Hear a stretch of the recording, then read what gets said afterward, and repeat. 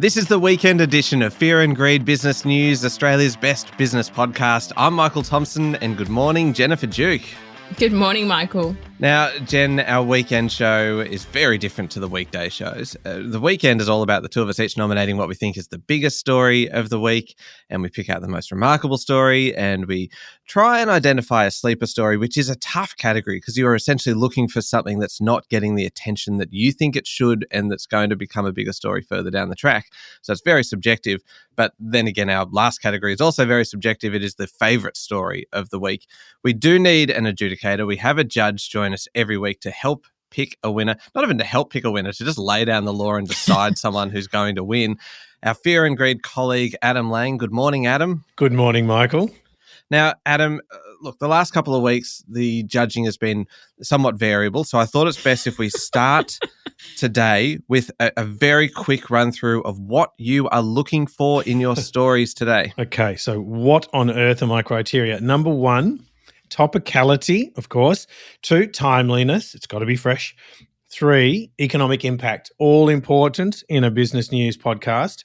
Number 4, my subjective bias. Of course, that comes into it. And number 5 is melodrama. As you know, Michael, we love a little sense of theatre about the show. I do need to. Can I check one thing with you, Adam? Just the one? No. You say that economic impact is all important. Does that mean that it has a greater weighting than the other criteria? Oh, like one to rule them all? Yeah. Is it like 80% and the rest are just the 20% split between 4? It is the most important. It stands a little taller. And yes, so it's hard to put a percentage weighting on it, though. It's like any good team sport. They all count. In that case, Jen, you better start with the biggest story while I just duck off quickly and recalibrate the rest of my stories for today. Now that we've had this little insight, what was your biggest story of the week, Jen?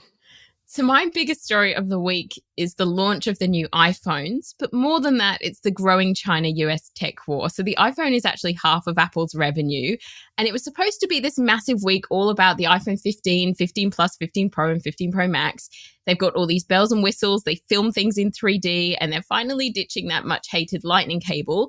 All really great stuff. But instead, China really stole Apple's thunder. So the week kicked off with news that China is increasingly banning the use of iPhones for government and state-owned business workers.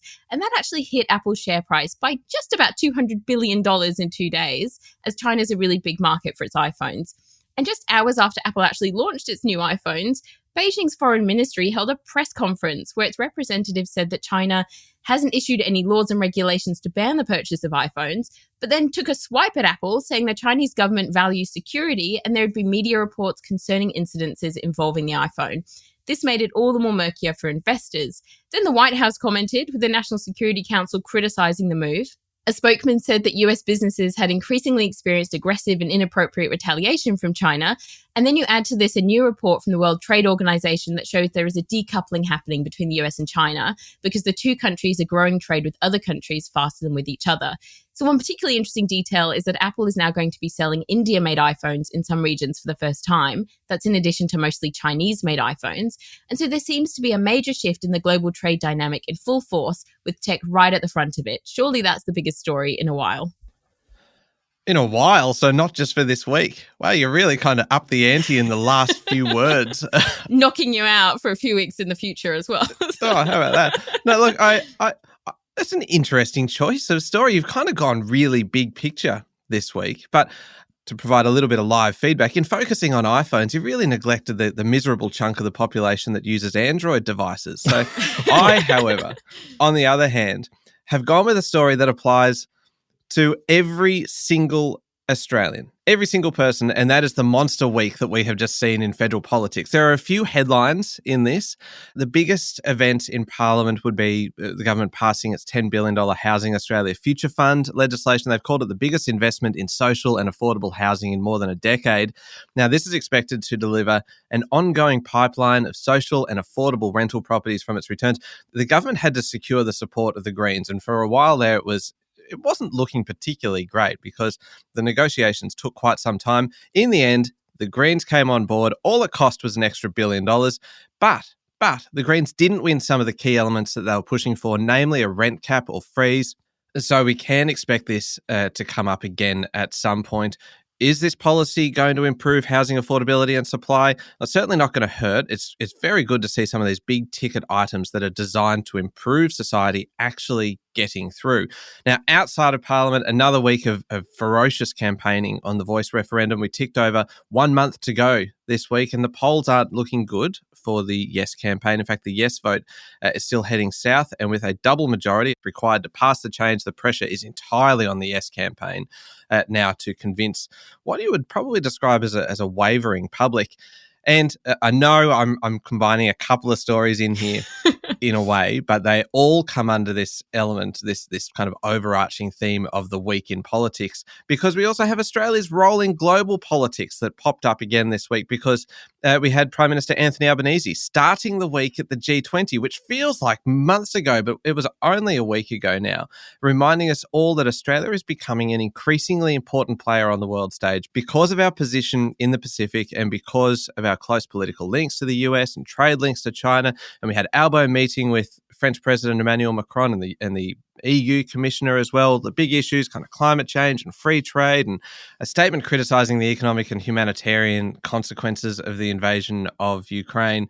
And now that still includes a carve out for Russia and its supporters. But look, overall, right, there's no melodrama required, no theatrics required for the biggest story of the week this week, because the evidence is clear and the stories speak for themselves. I shouldn't say stories because it makes it sound like I've combined multiple stories, when really it is just one big overall week in politics that should be viewed as a singularity, Adam, as the biggest singularity of the week. There you go. That's a new category. Yes, exactly. So iPhone versus the singularity is a very tough competition, very close. I have to say, Apple's such a big story, one of the biggest companies in the world, huge valuation change over the last year. And then China says, actually, no, you're not going to be allowed to have them in offices in our country. It's like, that is geopolitical, massive economic impact on one company and a bit in each country. Michael, the Housing Australia's Future Fund, this has been a fascinating battle with the Greens and Labor jostling them into getting something over the line. So I found that really interesting. The vote on the Voice is obviously interesting, as well as Albo and the G20. So there's a good collection of stories. I'm going to narrow this down to, rather than a collection of stories, iPhone versus housing, because I think just to narrow it down to one story each is fair. And on that battle, Michael, you just win. Oh. Phew, the singularity triumphs. Yeah, I need to pick 3 stories next time for my biggest story. Yeah, that's right. I mean, we have been doing the show for a while, Jen, and you realise after a while that if one story isn't going to do it on its own, you just jam as many as you can and put them all under one overarching kind of topic. It sometimes doesn't work, particularly when people call you out on it, but on occasions it does. On the housing, though, it's not going to be enough. So I don't know that this is the end of the story. I'll be really interesting to see how this plays out. Yeah. And look, one of the points I made was just that it's good to see big kind of social policies actually getting through. That, yeah, you're right, it probably isn't going to be enough on its own. But it is just actually encouraging to see some progress. It's a start. At times when I think, and this is looking back over the last probably 15 years, where all of a sudden there was a lot of policies and a lot of legislation being blocked from both sides. And it's just actually nice just to see a little bit of activity. It's certainly more interesting from a media perspective. Oh, Michael, do you know what that sounds like? We've turned you into a reformer. Oh, dear Lord, it's happened, hasn't it?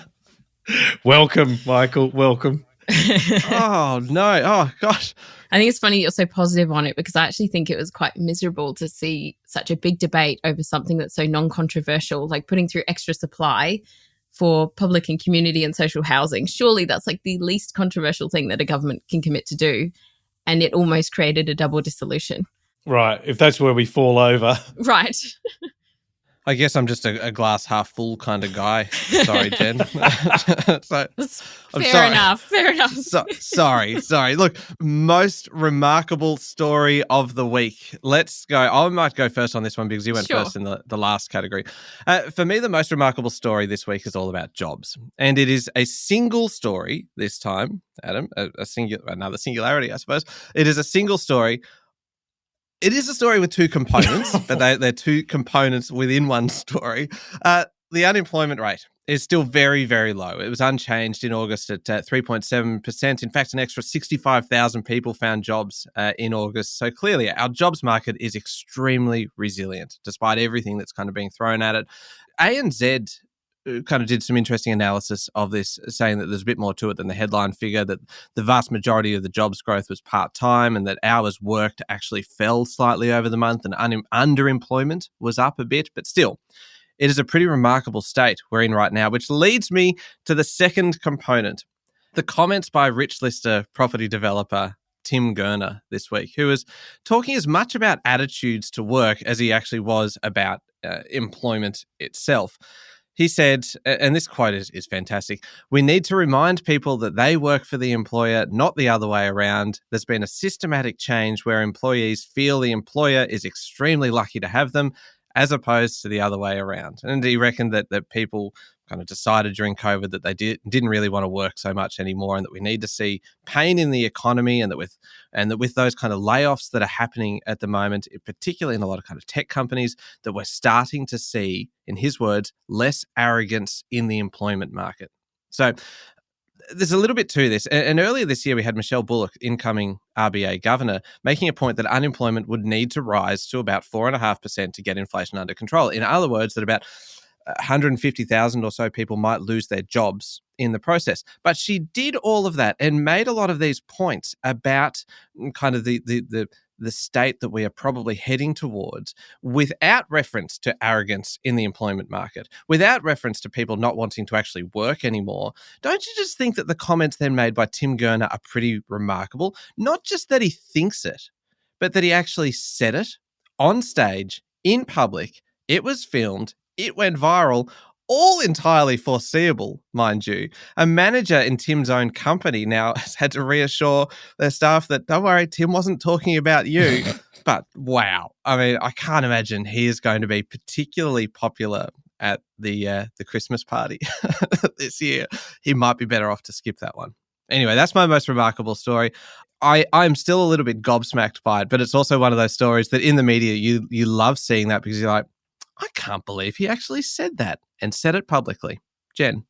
I still feel like that's more than one story. No, Pushed into your singularity. You are clearly learning the way that this show operates, because you've ignored the substance of my story and you are picking up on these little like narky bits. You are the new Sean Aylmer. Well done. Good. I'll take that as a compliment.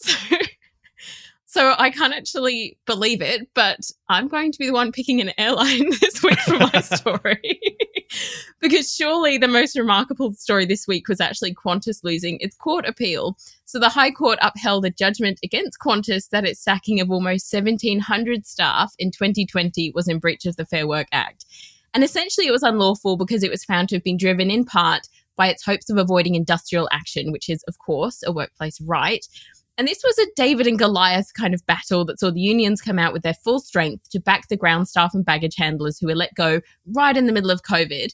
It is the biggest sacking case to have been found unlawful in Australia's history, and it's the latest in a string of very recent disasters for Qantas that we've talked about at length. And Qantas said that it made the decision to get rid of these workers and outsource the roles for an annual cost saving of $103 million, in addition to avoiding other upcoming expenses.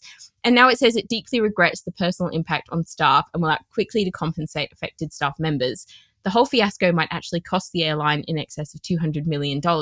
And after 3 court decisions, the sheer emotion on display was completely remarkable. Workers who'd lost their jobs were telling reporters that they and their colleagues had faced relationship breakdowns, they'd been losing their homes and struggling to find other work. But what makes this especially remarkable is the message that it sends to corporate Australia about the importance of corporate governance. Adam? I have to say the Tim Gurner comments, they are remarkable. And how many employees and contractors of his do you think heard those comments and thought, oh, I'm so glad I work for that guy? I thought they were stunning. And so good story choice, Michael. In this one, though, I have to give it to Jen. I think this is a multi-year saga. It does involve governance.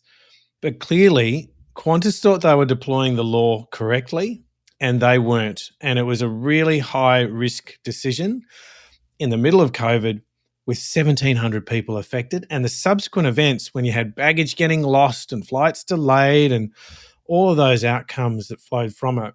Even though this has taken years, you'd say that has to win for Remarkable Story of the Week. I actually agree. I mean, I will support any airline story. And so I think that's why. Okay. Yeah. If I can't win, then I want it to be an airline story.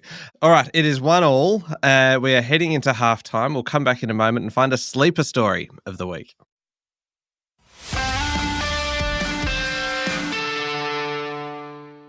All right, Jen, we are looking now for a sleeper story. So a sleeper story is one that is flying under the radar. It is a story that's a small story now and a bigger story further down the track.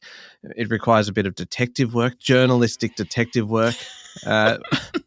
What have you, Jennifer, Sherlock, Duke, been able to uncover for us this week?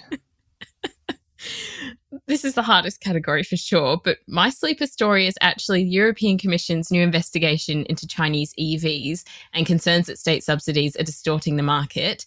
Now, Michael, I can already hear you criticizing me in your mind, saying this is a big story already. And it is, but it's a sleeper because the Commission has 13 months to decide whether to slug Chinese car manufacturers with extra tariffs. And it could end up exploding into an all-out trade fight, so it's likely to be a lot bigger than it is right now. It's going to be the highest stakes and highest profile case against China for a long time from the EU. And it covers all battery-powered EVs from China. So it also captures those manufactured there by other companies that aren't necessarily Chinese. That includes big names like Tesla and BMW. China says that its advantages are not due to subsidies and has lashed out at the decision via its state-run media Global Times to say that protectionism is poison for Europe's economy.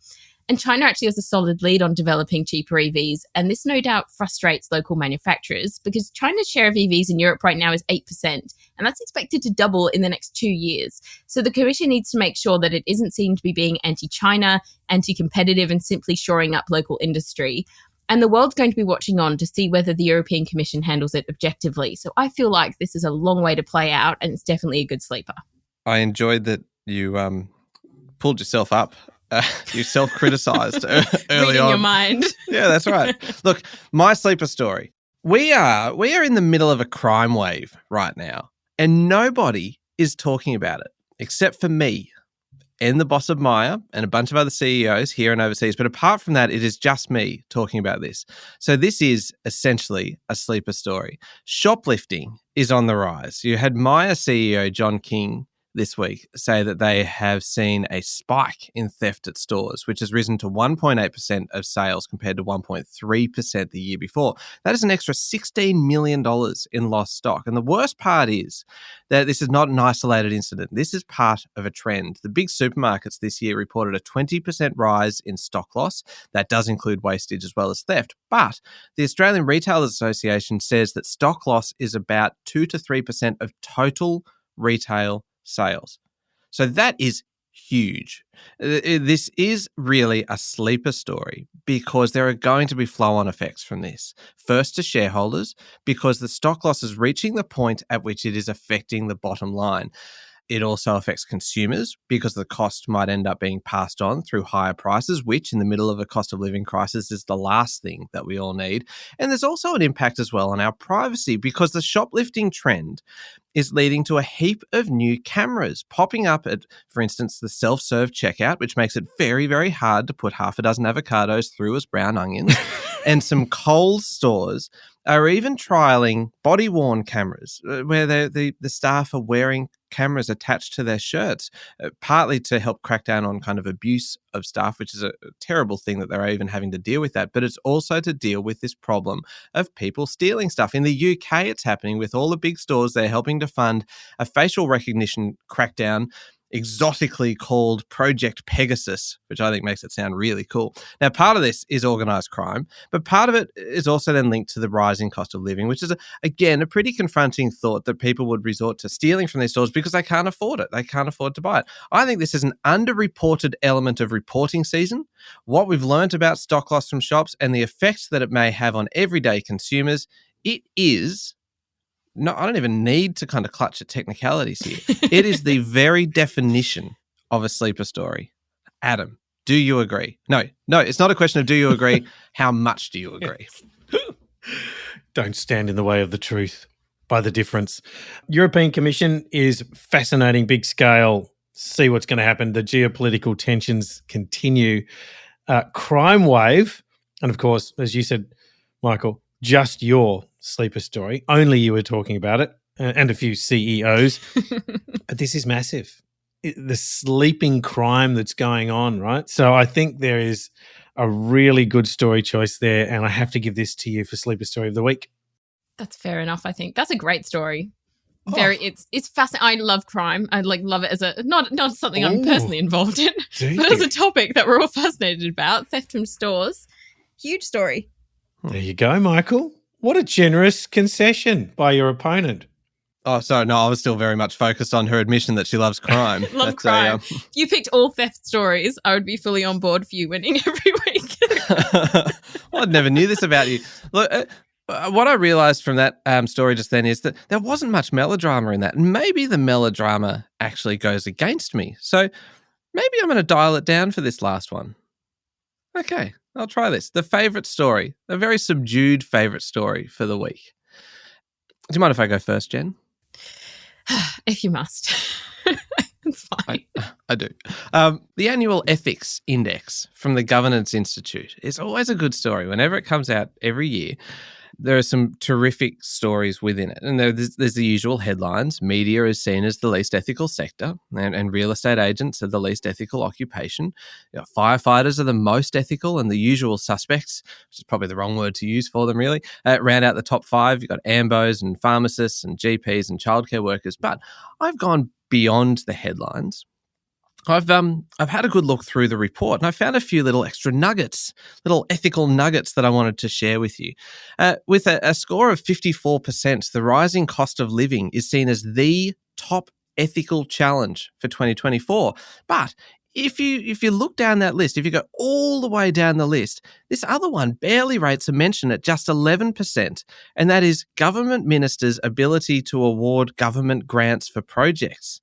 So clearly, if you read between the lines here, nobody cares about it. So I just say, let the pork barreling begin, because it's pretty much just go for it. Go for your life. There is a serious element to all of this, and very much a business and economic element. Here I am, Adam, just trying furiously to shoehorn to work the it story into in. your category. Yes. No, but a majority of Australians believe that there is an ethical obligation for organisations to tackle climate change, even if, right, and this is the key, even if it results in a loss of profit, job losses, and fewer jobs in the future. So that there is this trade-off there to be made, and people believe that there is still that ethical obligation. So it's interesting that they're actually able to kind of quantify exactly what that point is at which the ethical obligation to dealing with climate change actually surpasses the need to maintain those profits and to keep people in jobs. I also mentioned GPs as one of the most ethical occupations. Again, an interesting little element within the report, a carve out for them that if they don't offer bulk billing for medical appointments, that 27% of people believe that that is somewhat unethical. So interesting little point. Now, finally, without any melodrama, I'm not here to defend real estate agents, but I have actually made my own list of 5 occupations that are more unethical than your humble real estate agent. Number 1, pickpockets. Number 2, call centre people who ring you and launch into a monologue before you even have a chance to say anything when you're trying to put the kids in the bath. And then when you say you're busy, it sounds like a lie, and you get really uncomfortable and really awkward, and then you end up spending 15 or 20 minutes on the phone, and then you end up signing up for a monthly donation anyway. So that's number 2. Unethical occupation number 3, click and collect packers at grocery stores who give you a loaf of bread with only 1 day left until it expires. Now, I don't know if that's actually an instruction from kind of head office to kind of when people are packing those things to make sure that they use the older stock first. It would make sense from a business perspective, but I think that is highly unethical, and it didn't rate a mention in this report, and it should have. Number 4 on my list of unethical jobs, scammers. And number 5 would be professional cyclists who don't keep left when they are riding. And that is my additional contribution to the Governance Institute's annual ethics index, and I hope they take my suggestions on board. Jen. My favourite story of the week is actually the day-by-day revelations of the Google antitrust trial in the US. So Google has a 90% market share and says the reason for this is that it's simply much better than everyone else at doing what it does and providing search. But it's facing this mammoth case brought against it by the US government, in which it's arguing that Google has abused its power to become a monopoly in internet search.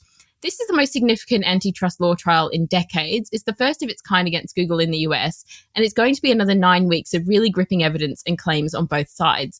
And the US Justice Department lawyer Kenneth Dintzer said this as part of his opener for the trial. He said that this case is about the future of the internet, and it really is, and it could result in this major industry-wide shift in how tech giants can operate and possibly affect how consumers are able to use the internet. That's if the US government wins, because if it loses, Google pretty much has free reign to do whatever it wants. And here's the one snippet of the trial that makes it for really fascinating coverage and why it's my favorite. So Google has undeniably spent billions of dollars with major companies like Apple and Samsung to ensure it's made the default search browser on their phone. So every time you open up your iPhone or your Android, Michael. And the case against them says that this shuts out competition. So Google says that consumers are free to use whatever rival service they like. So Bing or DuckDuckGo, I guess, is the alternative. But we also get to see new memos and emails detailing the innermost thoughts at the business, including from Google's chief economist, Hal Varian, whose early emails discussed how critical it is to use these defaults to squeeze out competitors. It is really, really fascinating stuff. Adam? Okay. This Google antitrust one is a ripper. It's probably going to take a long time to play out, but it's a good story. And there's so many permutations from internet advertising to search and just how pervasive this might be. Fascinating to watch. So, Jen, I have to give favourite story of the week to you. I'm very pleased. Sorry. Michael. I'm sorry. What? I thought this was one of those ones where you go, yeah, look, the Google antitrust story is really good, et cetera, et cetera. This is why I like it, blah, blah, blah, blah. But, Michael, have to give it to you. I was expecting that too. Yeah, and all of a sudden he keeps us guessing, doesn't he, Jen? I know. I'm not going to deliver a but on this one. And, Michael, I did love your supplementary list of anti-governance folk. I thought that was very amusing. Well done. We needed a category for made-up story of the week. Hang on. Fiction of the week. Spleen vent of the week. No. Oh, okay. All right. Well, I'm looking forward to seeing. Hang on. What are we? 2-2 all? Yes. Take us to the points, Adam. One of you was ahead coming into the last one and nearly took it. Oh, no. So it all came down to the last question. And I have to say, Michael, you've won. No. 89 points to Jen, 87. So close. Oh. We weren't even in the 90s this week. That's bad. Yeah, fairly low scoring week. I think Adam's feeling a bit miserable today. Christmas Grinch has come early. How close did I come to losing it with that last story then, Adam? Well, look, you got 21 and Jen got 23. So there's a couple of points that you fell back on that one. You know what? I reckon what we might do for full transparency and full disclosure, let's share your judging sheet on Instagram. Oh, okay. Good luck reading my writing. No, I think that's a good thing. It gives people a bit of an insight into the mind of Adam Lang. The very scientific judgment process for the weekend edition. Indeed. Yep. A little bit of transparency is always helpful. All right. Thank you very much, Adam. Thank you, Michael. And thank you, Jen. Thanks, Michael. That was Jennifer Duke, economics correspondent at Capital Brief. Make sure you're following the podcast and join us online on LinkedIn, Instagram, X and Facebook. I'm Michael Thompson, and that was Fear and Greed Business News. Have a great weekend.